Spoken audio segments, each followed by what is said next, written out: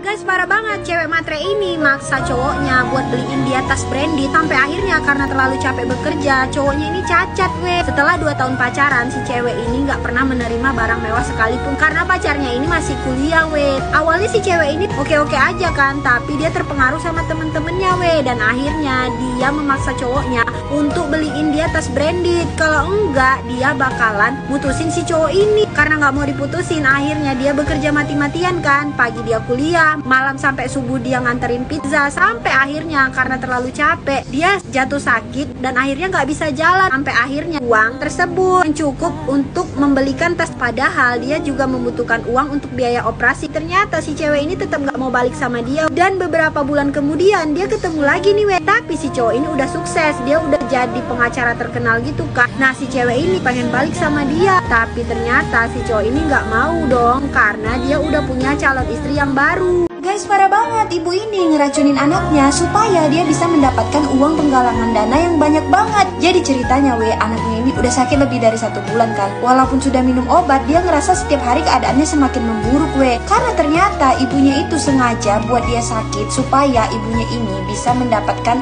uang dari penggalangan dana. Dan uangnya itu bakalan dia buat beli mobil mewah, beli rumah mewah, beli perhiasan mewah. Jadi dia nggak mau anaknya itu sembuh. Sampai pada suatu hari tiba-tiba anak ini datang mau menjenguk. Nah, temennya itu nggak boleh masuk. Anak ini juga ngeliat kalau ibu ini beli cincin berlian yang harganya itu lumayan mahal banget. Karena udah mulai curiga, akhirnya si anak ini pas si ibu ini pergi dari rumah mau beli bahan makanan dan mau beli racun gitu, anak ini masuk ke dalam rumah dan dia ngasih tahu semuanya ke temennya. Dia tunjukin racun yang selama ini dikasih ibunya ke temennya. Karena takut diapa-apain, akhirnya mereka telepon polisi. Dan saat polisi datang, polisi meriksa ibunya. Akhirnya ibunya ini ditangkap dan dipenjara. Guys, parah banget, demi uang warisan anak laki-laki ini mau meracuni dan membunuh ibunya. Jadi ceritanya si ibu ini udah sakit-sakitan gitu. Dia punya 1 orang anak dan otomatis kalau dia meninggal semua warisannya itu jatuh ke anak ini. Jadi si anak ini dia mau meracuni ibunya. Dia suntikin tuh racun ke ibunya. Untungnya ada dokter yang datang dan nyelamatin ibu ini. Dokter ini emang dipekerjakan untuk merawat ibu itu kak. Tapi dia nggak menyerah. Besoknya dia mau meracuni ibu ini lagi. Di situ si dokter ini udah mulai merasa curiga. Pas dokter ini pergi, dia racunin ibunya. Untungnya si dokter tadi karena feelingnya nggak enak gitu, dia balik lagi ke rumah itu. Dia coba selamatin ibu tua ini kan, tapi ibu tua ini udah meninggal. Dan akhirnya si dokter ini lapor ke polisi kan. Keesokan harinya ternyata